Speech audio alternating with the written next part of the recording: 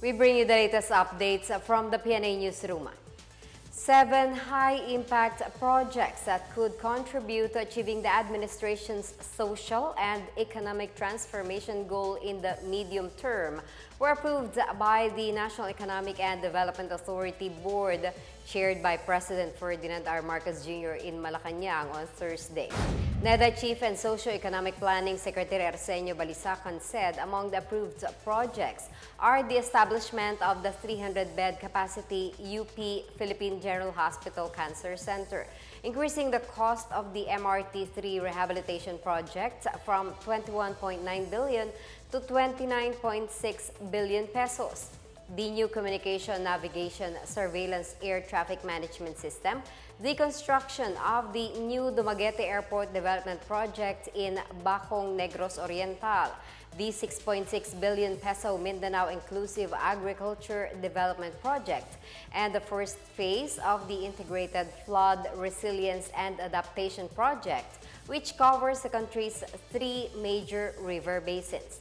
The NEDA Board also approved the Department of Transportation's request for changes in the Davao Public Transport Modernization Project. In related news, the University of the Philippines Philippine General Hospital or UP-PGH will remain a government facility amid claims that it will be privatized with the upcoming rise of a new medical facility. This after the NEDA Board, headed by President Ferdinand R. Marcos Jr., approved the construction of a 6 billion peso cancer center, which will be located within the UP-PGH campus in Manila.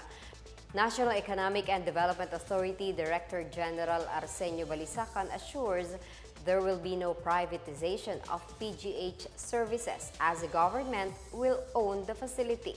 The UP-PGH Cancer Center project is the first public-private partnership project approved by the NEDA Board. The project aims to establish UP-PGH's dedicated modern cancer hospital that will offer comprehensive, high-quality, and affordable oncology services. The center will have a capacity of 300 beds, including 150 charity beds for the UP-PGH area and 150 beds for the private area. The Department of Education expects to spend up to 7 million pesos for the rehabilitation of schools damaged by the magnitude 6 earthquake that hit Davao de Oro on Wednesday night. DepEd spokesperson Michael Poa said 14 schools were reported damaged in the Davao region as of Thursday. He said the DepEd will implement alternative delivery mode or distance learning for students whose schools were damaged so their studies will not be interrupted. They will also provide temporary learning spaces for schools with major infrastructure damage. Earlier, the Office of Civil Defense reported 16 people were injured while 97 others were affected by the earthquake. 52 infrastructures and 2 houses were damaged due to the impact of the earthquake, which also triggered 2 landslide incidents. A newly filed bill seeks to establish a national energy policy and regulatory framework for facilities that would address solid waste management problems and provide an alternative source of energy. Senate Bill 1746, filed by Senate President Juan Miguel Zubiri, will classify waste to energy or WTE as a renewable energy resource. WTE facilities will therefore serve as a solid waste management facility and an energy production facility at the same time. Under the proposed measure, safeguards to protect the environment and public health will be imposed.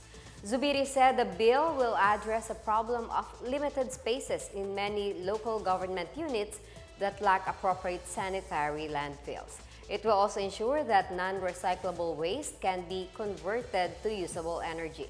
Zubiri cited the assessment of the Environment and Management Bureau, saying the country is projected to generate 92 million tons of waste from 2022 to 2025.